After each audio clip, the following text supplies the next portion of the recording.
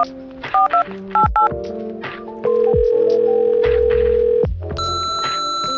up, y'all? Joshua Martin here. And I'm Edward Crockett, and sadly, we can't come on the phone right now. But if you will leave us a voice message with your filmmaking question, we'd be happy to get to it and answer it on a future episode of the pod.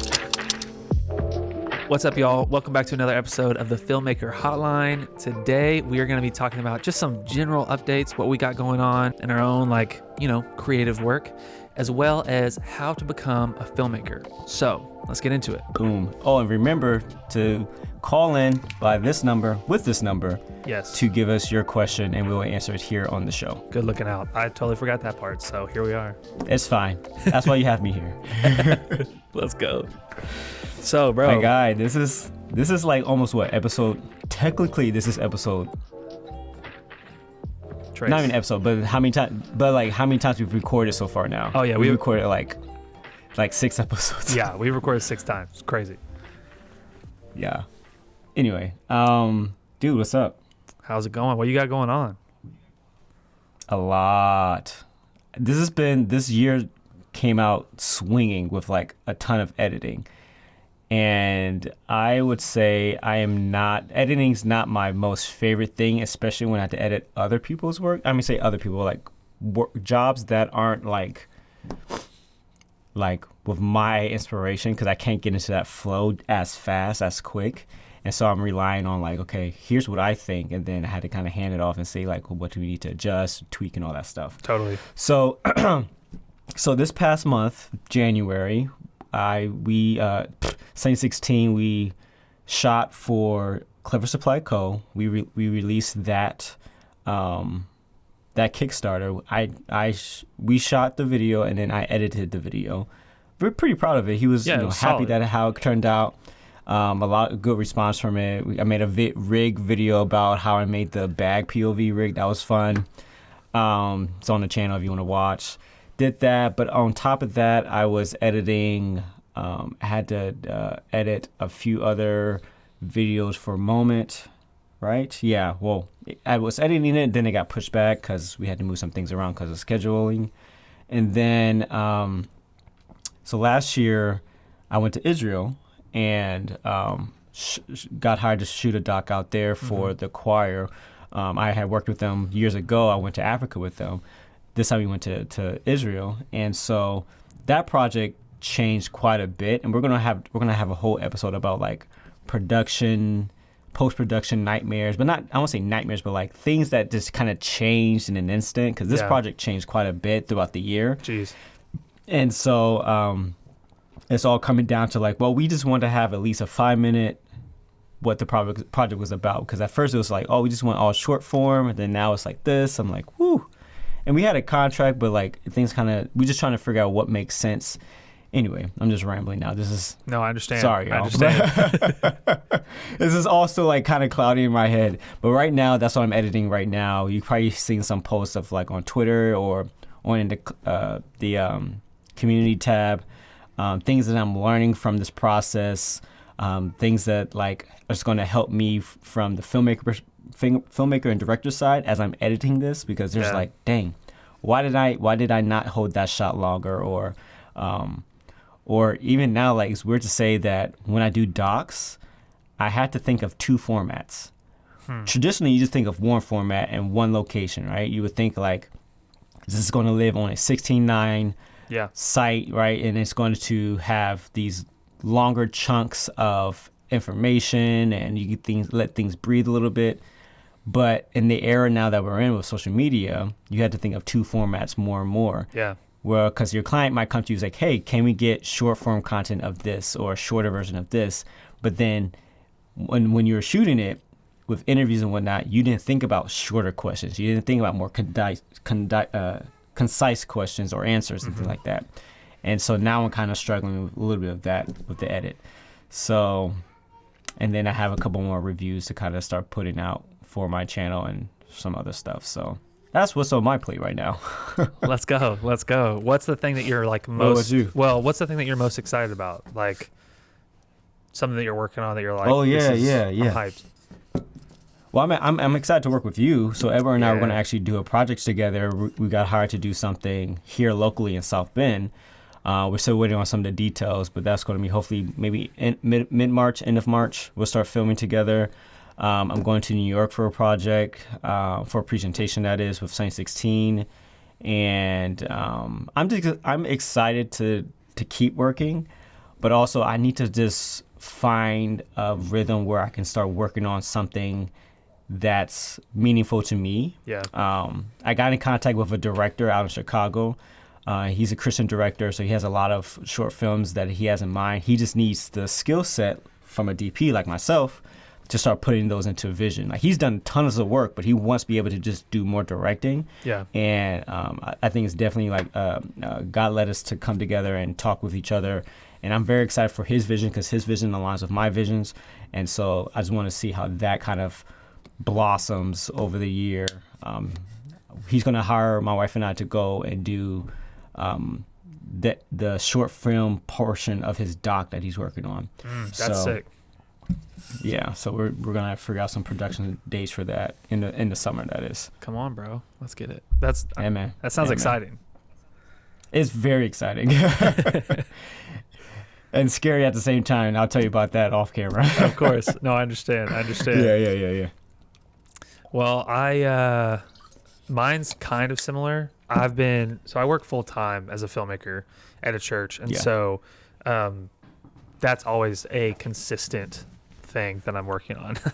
But then I also been building a YouTube channel. If this comes out when I think it'll come out, then I'll actually have my first video up. So Bang. Pretty stoked about that. Make sure to head over there, guys. Head over to his channel.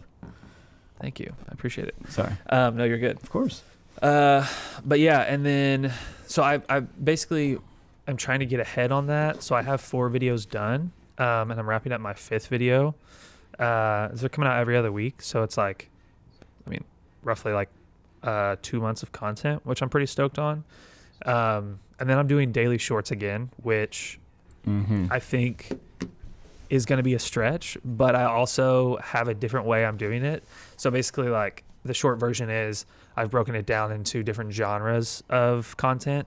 And so I'll just sit down and create one genre for like an hour. And then that'll give me anywhere between 3 to 6 videos in that genre.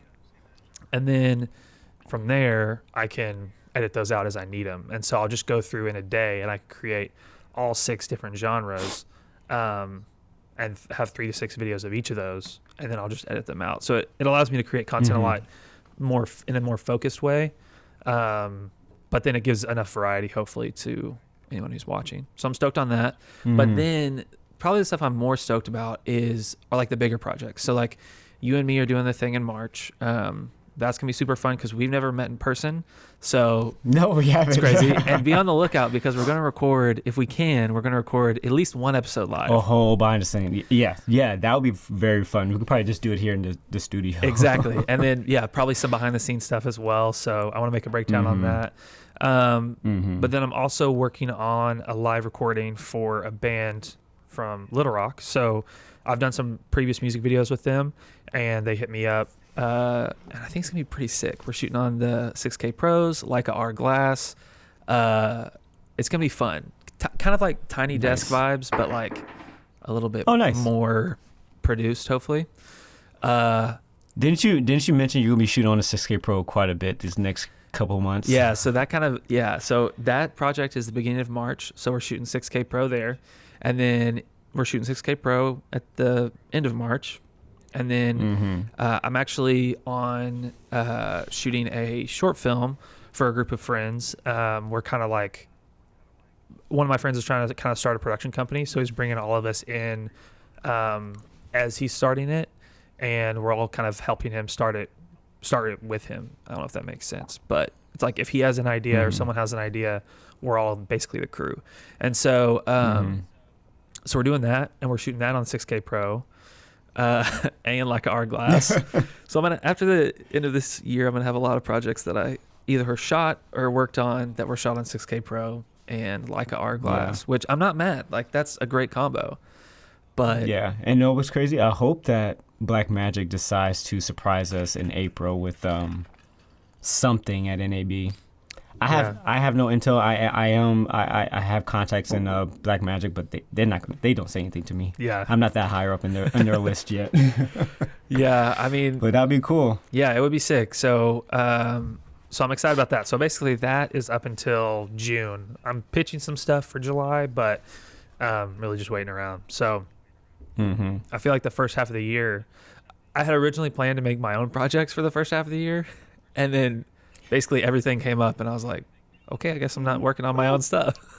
Bro, that's exactly how I feel. Yeah, but you mentioned, I want to talk about this. Like, you mentioned wanting to do something you're passionate about, and that doesn't always have to be like your own, something that you wrote. Like, That's true. That's very true. Yeah, sometimes you can just find a director or someone who has a similar vision to you that's going to still fulfill your want to do something that has your voice in it. If that makes sense, because then you can work closely with a project that allows you to do that.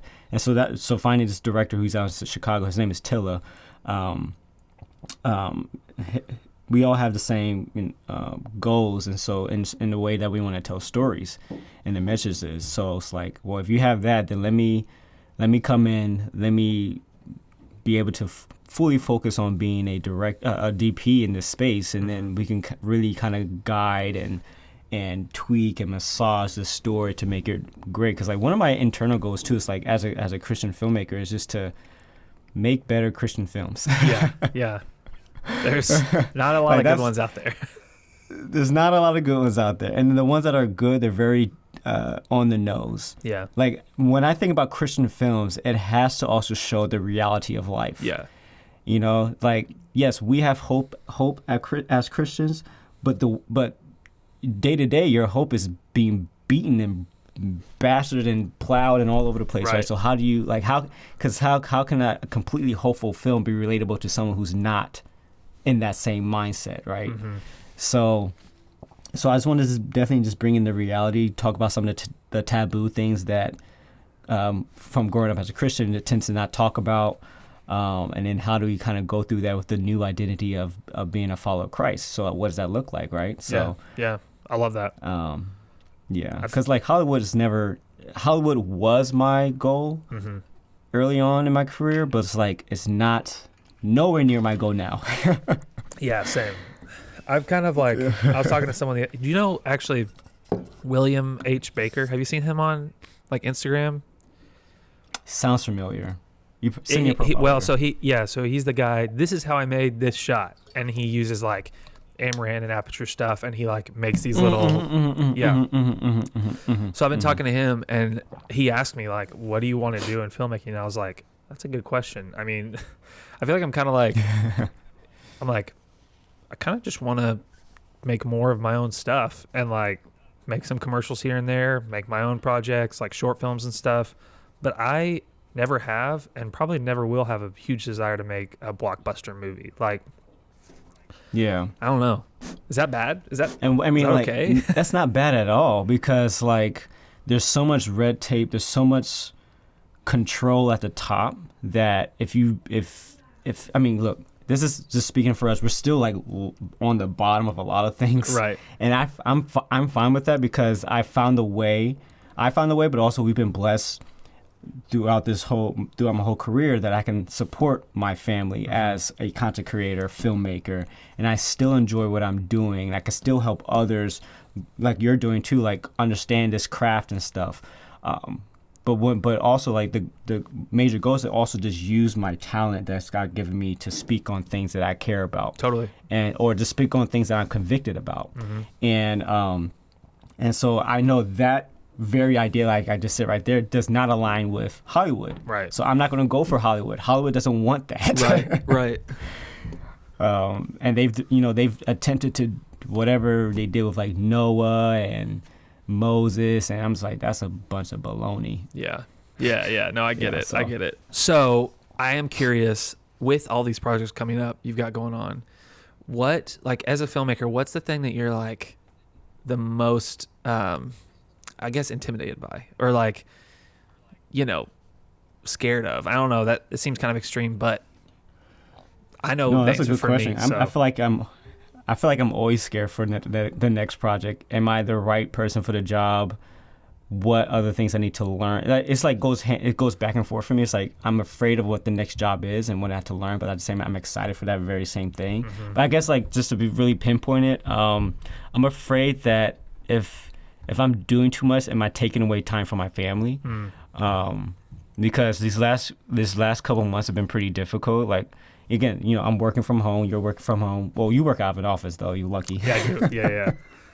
But working from home is like to really kind of get my kids to understand, like, daddy has to go downstairs and do something, or if I'm editing upstairs, it's hard for me to not want to be a dad, but also I need to be able to do the work so I can still provide for my family. So it's like, I'm afraid if I can't really continue to strive to figure out a balance with that I'm afraid that I don't want that to be detrimental to the family, basically. So I don't want the jobs that I want to do and all the exciting things I want to do to override my responsibilities at home, basically. Yeah. So, yeah.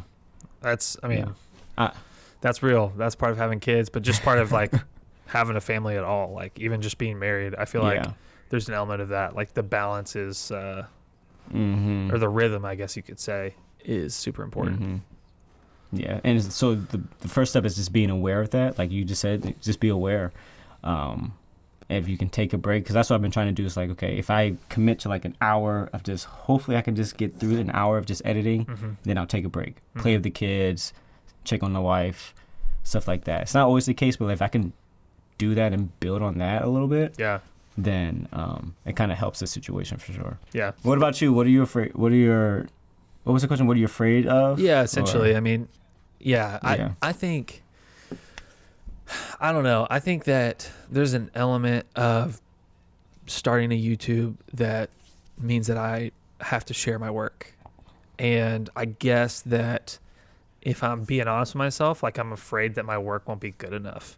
Like, and that, like, and there's other things, right? Like I'm trying to bring my wife onto as many shoots as I can. Like I'm trying to bring her up to South Bend with us and just keep, like, if I have to travel, see if she can come. But then also, I think I have done, like, over the years of filmmaking, because I have mainly done freelance and I live in like Arkansas, the majority of the stuff that I've been doing has been to make money. It hasn't been to make art, basically.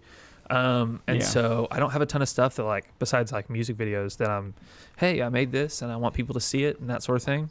So I would say, as I'm making new things that aren't music videos, I'm like, okay, I'm a little nervous that, how is this going to turn out? Or, because at the same time, if I'm going to make something, I want to talk people through, like, how did it go? Where did I fail? Where did I succeed? And whatever.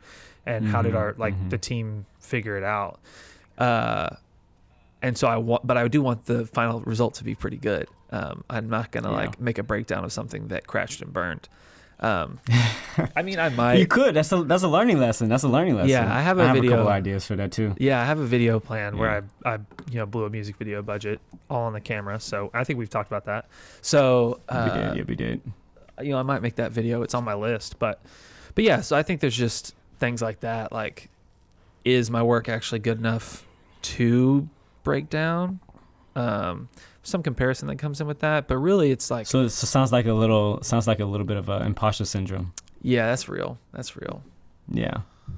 But if you've been doing this for 5 years, you have something to say. So yeah, it's just like the element of, like, now I'm saying something, but like more than my client being like stoked on what we make, I want like people to be able to learn from it and like be like, oh, that was sick. Like, I want to make something like he did, or not even that, but just like be inspired by it. It's like, because I know there's tons of guys out there, you included, that I'm like really inspired by, and when I see your work, like, I'm like, oh yeah, that's so sick. And so, anyways, I want that. I want that to be the same effect, but I don't know. The way that I've fought through it for the last year is just putting stuff out and like just not disassociating, but basically being like, okay, I don't care. Like, just I put it out. I don't care. Just put it out there and let it live. Yeah. So. Well, I hope you do make a project or find a project that you want to kind of be able to show what you can really do, and if you need help, you know who to call. So for sure. Yeah, I had 4 things planned this year, and or like in my mind that I wanted to make, but really 2 of them. I've had this story that I've wanted to make for. I mean, it's been 2 or 3 years. It's been since like before 2020. But I just haven't made it because it feels like a really good story, and I'm like, I don't want to mess it up. So, dude, you gotta jump in. Yeah, gotta jump in. Your first story is not gonna be your last story. Just know that. Yeah. But yeah, anyway, so I guess that being said, all of my imposter syndrome aside, we should probably get into our question for this episode. Let's do it. This is Elias. I am very interested in starting to learn videography, and I was just wondering what a beginner should do to understand and try and master videography. So I guess the first thing you want to do if you're asking this question, how to become a filmmaker, is what does that even mean for you? I guess my assignment to whoever's listening to this would be just like write down what filmmaking is to you, and when you write that down, then you can start finding the different areas of filmmaking, because filmmaking is very multifaceted, right? There's so many different ways to go about it. Filmmaking feeds into content creation, it feeds into corporate work, it feeds into art and narrative work, it feeds into, you can get into the Hollywood, whatever stuff like that, or or the indie films basically. So there's a lot of different ways to go about it. So that's what I would try to figure out. What are you more drawn to? Documentary, narrative?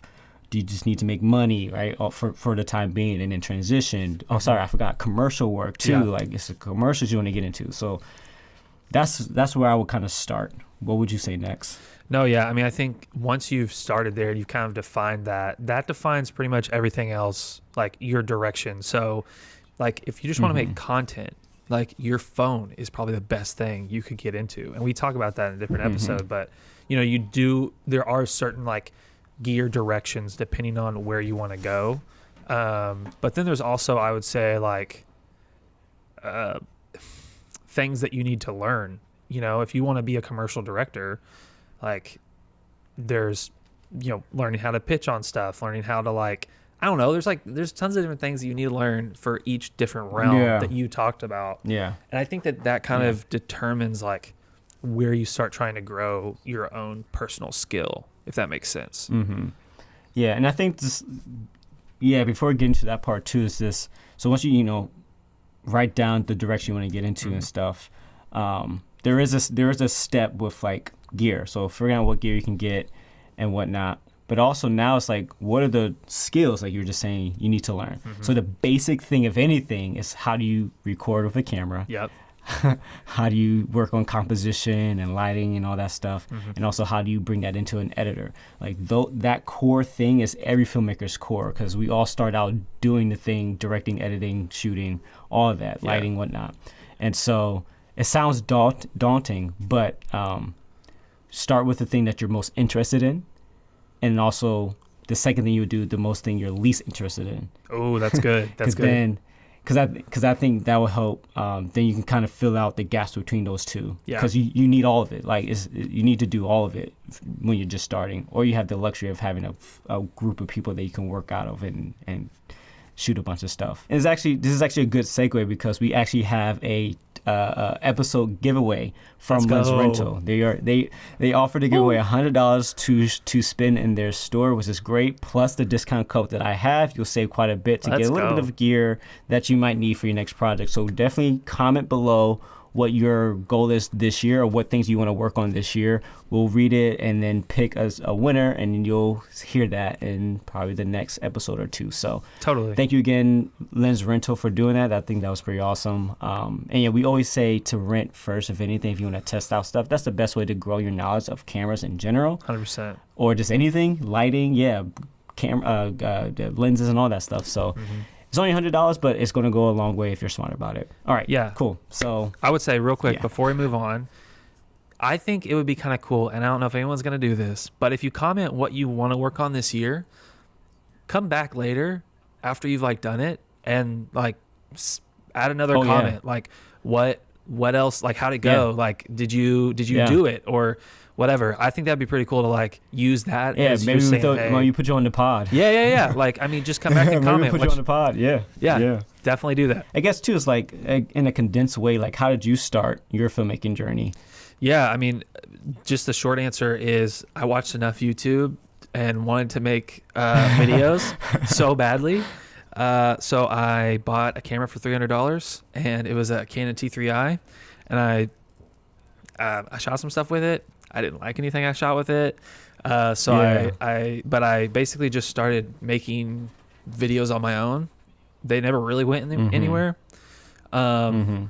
And once I got into some gear that was like decent at the time, I just started making videos for people that like were around me. Like I was friends with people at a coffee shop. I was like, hey, can I make a video for you guys? I don't want to get paid. I just want to get the experience.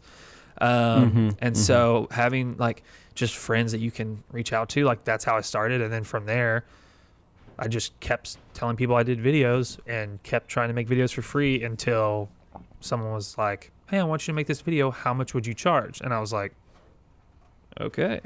Well then. Well then. You asked. How much will I charge? So yeah, I mean, no, that's great because that just shows you. Because I have a similar story too, but I think like it's just filmmaking it's a journey. To be honest, like, it's something that you put your mind to, and it's a lot of self-taught information. Because a lot of us don't have the opportunity to go to school and do it. I went to school for photography. Yeah. But way before that, like before YouTube was what it is now, we can just go search, how do I do this technique or how do I do this? There was like 5 photographers on YouTube at the time when I was using. Brian Peterson was my go-to, and I was learning everything from him, bought his books, read everything, watched as many videos that were out there for camera reviews and whatnot. Yeah. And I just went out and just did the thing, a bunch of trial and error. And I just committed to my mind, like, this is what I want it to be. So I need to do everything I can to teach myself how to do it. Because nobody's going to, I was in an area where there was no, I was in high school and high school at the time, there was no creative outlets for photo video. So I had to do everything myself. And thank God I had like the support of my family, my mom and dad. They bought me my first camera. Yeah. And then I was able to just photograph everything. I traveled a lot, so I was able to do a lot of different stuff. And then, like you said, I just told people this is what I want to do. And people who are listening and care about you will try to give you opportunities to do that thing. Yeah. So, and it's tougher today, I think, because there's so many people trying to do that thing, that filmmaking thing. A lot of times, then you'll face the imposter syndrome. You'll face, like, am I good enough? And to be honest, like, we faced that too growing up, but I just kept to myself, like, this is what I really love to do. Yeah. And I'm going to give my time and energy into it. And eventually it's gonna pay off. Yeah. And then you say that early enough, but also you become smarter and wiser. Then you can see how you can turn that into the business. Because being a filmmaker, you're wearing multiple hats. You need to learn how to market yourself. If you're doing freelance, you need to learn how to be able to land a job, right? And this is still very surface level, top level, but it's like there's so many different avenues to go into, and for me, my turning point was when I was in college. I was still doing photography, BFA. Then they brought in documentary or film. And I was like, whoa, that's a whole nother level of storytelling. Yeah. And I went full in. Yeah. So I had the resources because I was in school, but it wasn't like traditional film school. It was just documentary. But I took every single class. That's cool. And what you can do now is just take, Skillshare classes, master course classes, like just be a student. Like you have to be a student of the craft that you want to be in, Yeah, that's good. And yeah. And then from there, I just tried to get on many different projects as I could. I traveled a lot if I could too. And I mimicked people early on because I didn't have a voice. I didn't know what I wanted to shoot exactly. So I mimicked what was out there. And mimicking it's a good thing to start because it teaches you it teaches you problem solving skills to get to a certain look or a certain storyline. But then once you're mature enough out of that phase, you need to move on and figure out, your next thing, your next voice, because you just can't mimic your whole way. It's just copywriting after that. Yeah, but I would even say that, like, when you're starting out, I think a lot of people expect to, start working on something and within a year, maybe two, start making things that they're proud of. I'm gonna be honest, like, I've been a filmmaker it's been almost 7 years. I've been at my current job for 5. And I can count on one hand the projects that I would show someone that I'm really, really proud of. And those haven't even been my own narratives or I didn't start those projects. People came to me with those projects. So if no one had even come to me with those projects, I wouldn't have them to show for. So I wouldn't get focused on, like, trying to make it in a year or trying to be an overnight success, because like, let's say you start making videos and you post them and you get them out there and one of them goes viral, but you're 6 months in, you still don't really know how to make incredible stuff. So what if you have 20,000 followers or whatever? Like, if you don't actually truly know how to do the craft of filmmaking well in a way that, like, you can create something that you're truly proud of consistently, it doesn't matter. I was going to say, you've heard of the 10,000 hour rule, right? Mm-hmm. That still applies today, yo. Yeah. My teachers used to tell me that all the time.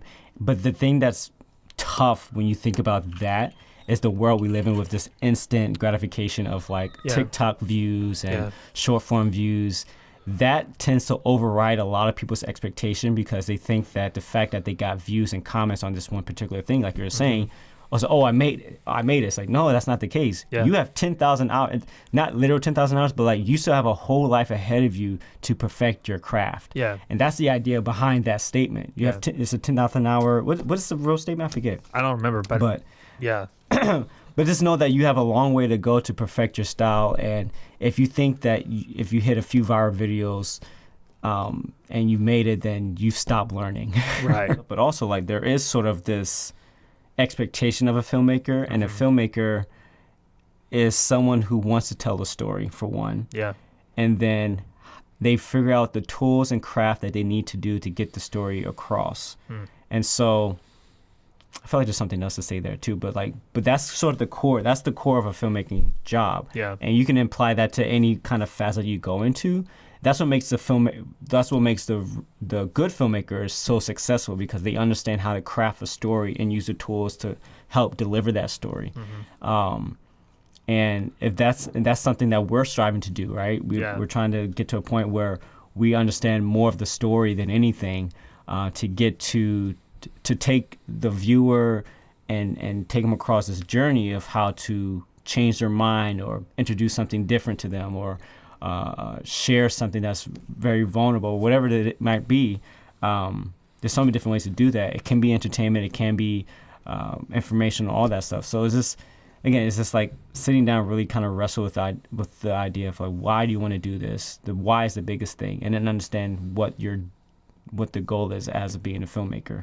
Yeah. And yeah, there might be obstacles you might have to face, but I mean, there's the internet now. There's so many ways to get out of this stuff that you can find opportunities, but you gotta want it. You gotta be like, all right, I see this wall, I'm gonna figure out how to get around it. Right. Ask questions, look stuff up on Google, like, ask us questions, like, whatever. It doesn't matter. There's a solution for every filmmaking problem you're gonna find. And if someone hasn't made it, then you can make it. You can make it. Exactly. And of course, guys, in the comments, feel free to give any advice, because we're just two guys. We have one 100%. particular way of doing things. Yeah. And we just said in this video, it's like, filmmaking is so vast. It's so there's so many ways to go about it. So feel free, drop your advice in the comments. This will definitely help others who see this, will read it, and kind of go from there. Yeah, I mean, we don't have it all figured out, not even close. Nope. We're not claiming to. So give us your feedback, your advice, and if you have a filmmaking question that you would like us to answer, give us a call. Leave us a voicemail. Call the Filmmaker hotline. We'd love to answer it on the pod. But until next time, see you guys. See you in the next one.